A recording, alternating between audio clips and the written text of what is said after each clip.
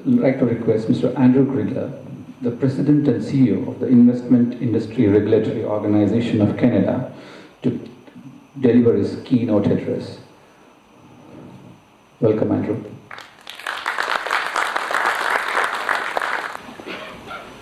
Thank you, Prakash. Good morning, everyone. It is a great honor to be here with you in India and to have been invited to participate in this important conference. As a public interest regulator that sets and enforces high-quality standards for the investment industry in Canada, I commend the Institute for hosting this forum and for the significant work that you are doing to educate and to provide skills certification for those involved in India's financial markets. India ranks amongst the fastest growing large economies in the world. Healthy capital markets backed by efficient and effective regulation are a key ingredient in your economic success. But equally important are high levels of proficiency for your financial professionals. Proficiency levels that are supported by rigorous, transparent, and respected certification standards. And that is why we are here today. I'd like to give you a brief view of some of the issues that we are dealing with in the Canadian securities market. Issues that link to this conference's focus on building capacity, on education, on training, and on certification. Now, evidently, the financial markets in India and Canada are different. So, of course, it might seem as if the issues we deal with are different as well. However, I can tell you that when I read the remarks delivered by the Prime Minister at the inauguration of this campus a few weeks ago, I was struck not by the differences in the challenges we face, but rather by the similarities. For example, we are all facing rapidly changing environments, be they political, technological, or economic. To respond to those changes without being overwhelmed, we must strive to understand what is behind them. But to do so successfully requires a major investment in time, in energy, and in money. And for that reason, I applaud the Institute, the Securities Exchange Board of India, and the government for having had the foresight to set up the 6, now 7 schools of excellence, and of course, this incredible campus. Having done so will ensure that Indian market participants are well informed, competent, capable, and aware of the global trends and issues, and thus able to be responding appropriately. So what do I see happening in Canada and around the world that relates to the subject of this conference? First, I do not think that it is possible to overestimate the degree to which the echoes of the financial crisis that shook the world beginning in 2008 continue to reverberate today. While many accounts of that period focus on the destruction of wealth and the collapse of markets and of financial institutions themselves, in my view, the real damage done cannot be measured in money alone. And that is because it was damage to confidence and damage to trust. The crisis hurt the confidence that we, the people of the world, had in our economic and political systems, and diminished the trust that we had placed in the people who led them. Second, North American society is at the inflection point of a major demographic shift. A huge population cohort, the post-Second World War baby boom generation, is getting older rapidly. But they're also living a great deal longer than they used to. And this presents unique and sometimes conflicting investment challenges. Retirees, for example, grapple with balancing the need to preserve their capital, but generate enough income to live. And this becomes even more challenging in a low interest rate, low return environment. It's challenging for investors, for the industry, and also for regulators like IIROC, whose mandate is to protect those investors. This has changed already what consumers demand from financial services providers, and demand from those who regulate them. Firms are shifting to offer a much broader range of services, to include everything from financial planning to estate and trust services. And evidently, the people needed to deliver those services require more and different competencies, skills, and knowledge than they had before. At the same time, younger generations are making up an increasing percentage of the workforce and becoming investors themselves, but with very different needs, behaviors, and goals from those who came before. To begin with, they are very much more on their own than were their parents' generations when it comes to financial planning generally and retirement saving in particular. The days when retirement security was broadly available through a defined benefit pension plan, for example, are effectively gone.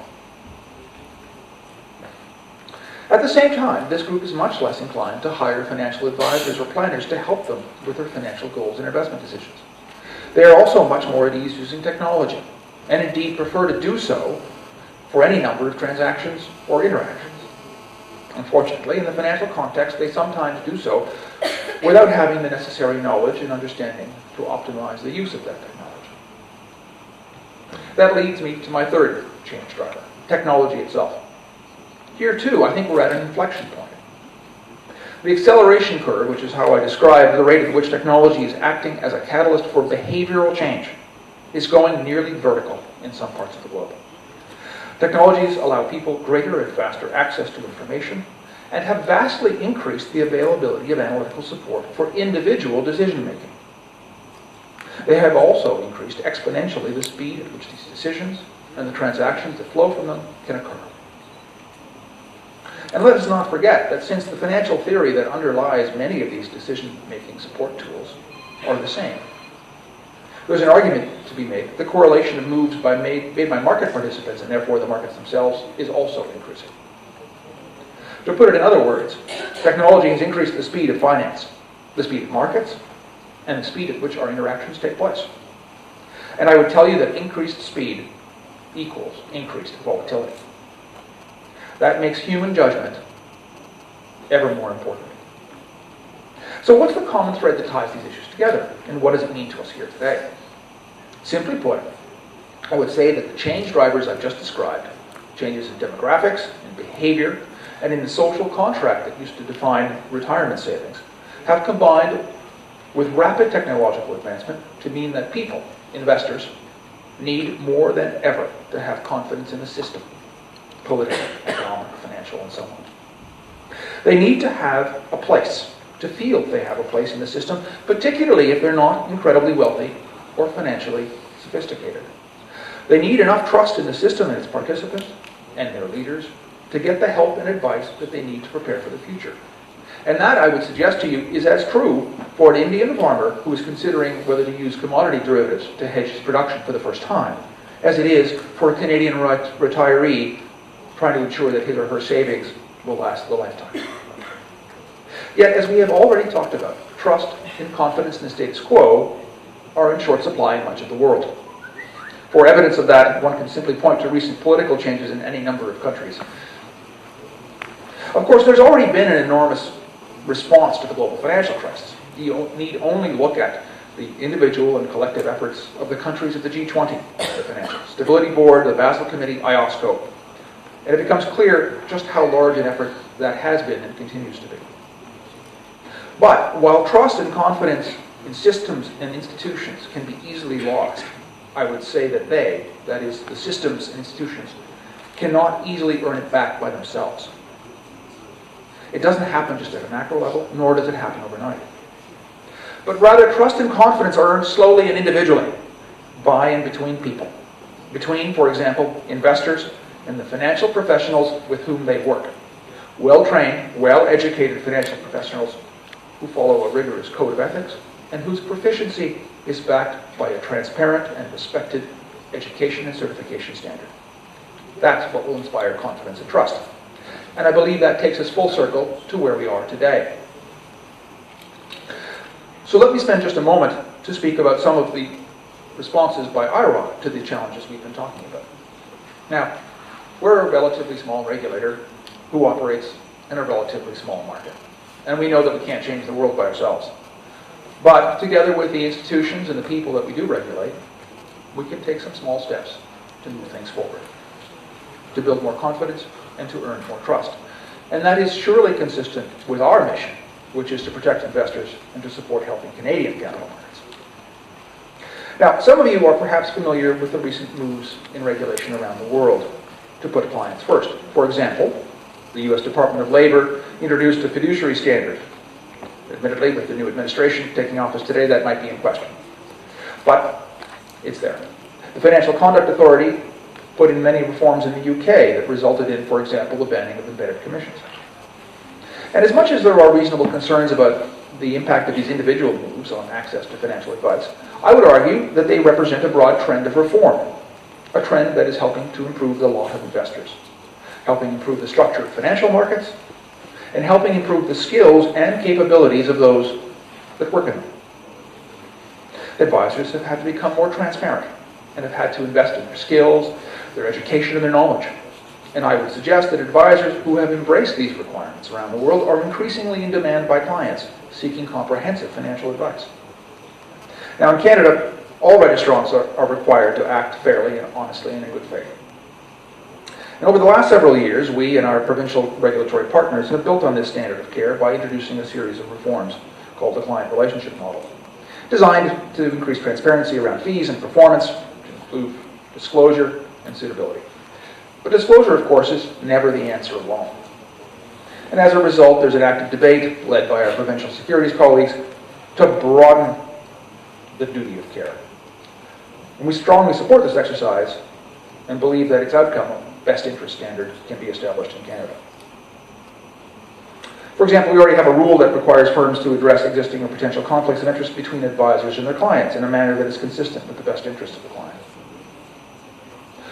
And we also believe that proper management of conflicts of interest is at the core of the best interest debate. So in parallel with the effort led by provincial colleagues, we're in the midst of a targeted review of our firms on compensation-related conflicts. While early results show that there are best practices in place in some firms, there's definitely room for improvement. We'll take appropriate regulatory action to encourage that to continue. Now, regulatory reform often also increases the cost of doing business. And this can cause market participants to look for other ways to serve their clients more cost effectively. And one of the trends we're seeing in Canada is that some firms, because of regulatory and other costs, are starting to restrict advisors to only taking on the higher net worth clients. In contrast, others are looking to technology as a way to maintain or expand their client base to smaller investors at a lower cost. The result of this is that an increasing number of people, investors, are only able to get services and or advice through online delivery. Now our challenge is to keep up with the evolution of business and to determine how to best regulate this evolving spectrum of services, from full-service financial planning to automated or so-called robo-advice to true do-it-yourself and everything in between. When originally developed, our rules dealt with a simpler world. Traditional full-service advice or just do-it-yourself and nothing in between. But that's changing, and it's changing rapidly. The reason I mention this is because we can only determine the appropriate regulatory response in consultation with all of those who are affected, industry and investors. We not only established a working group to consider the products and tools being offered, but also surveyed the clients themselves to ask them how they characterize the services that they're receiving. We firmly believe that making good public policy requires engaging all of your stakeholders. And I think the establishment of the Institute here is a very good example of that. Now, granted, sometimes the conversations we have to have are difficult because there's so much at stake financially. But at the end of the day, the destination is worth the journey. So how does higher education and certification standards fit into our agenda at IIROC? And how does that link to what you're doing here? We think higher education and certification should be viewed as a significant advantage by those who embrace it. And I believe you do too, given the investment you've made with regards to this conference, the Institute, and the partnerships like the one with Moody's Analytics that you're building. You know, I mentioned automated or robo-advice a moment ago. It's true, some see these sorts of automated tools, technological tools, as a threat to traditional business models. And as I acknowledge, it will be an important product for some clients.